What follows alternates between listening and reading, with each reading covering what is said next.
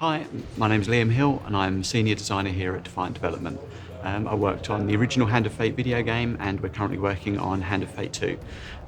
When it comes to Hand of Fate Ordeals, the board game, as the chief organiser of our lunchtime board game sessions, I've been the one that's been getting the groups of people together to play Ordeals and collect the feedback and send it through to Rule and Make based on how we've been playing.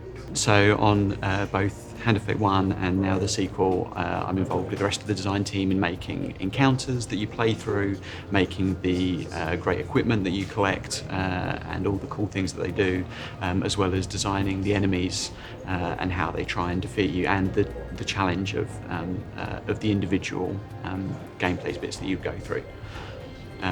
Obviously, Hand of Fate 1 started from an inspiration of deck building games. The design team here at Defiant play a lot of deck building games, and that was one of the things that was a huge inspiration to the game.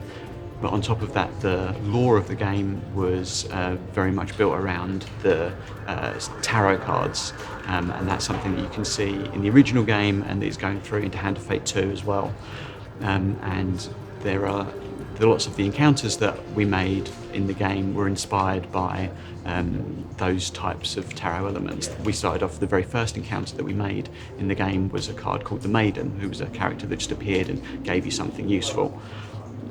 So those types of tarot things were the starting point for lots of designs for the game. As someone who plays a lot of board games and a lot of deck builders especially, the thing that's most exciting about Hand of Fate Ordeals is that it's taking those deck building systems but giving you a slightly longer play session to go into them with, and also a wider variety of styles that you can take on, and a wider variety of things you can do with those decks that you've built.